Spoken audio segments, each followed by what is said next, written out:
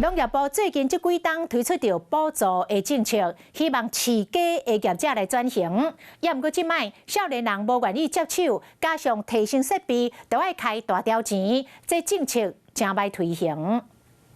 金融会分送大一粒一粒连出来，虽然即马画鸡条有半自动化设备，不过真侪工课嘛是需要人力。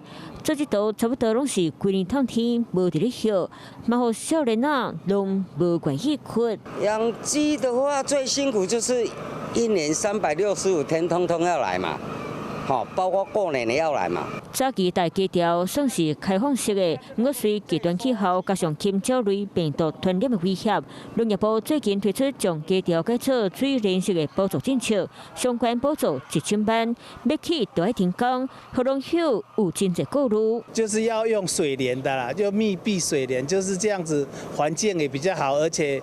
禽鸟也比较不容易进来啦。农业部政策，农民无啥兴趣，投资设备成本高，要改套都要继续想办法。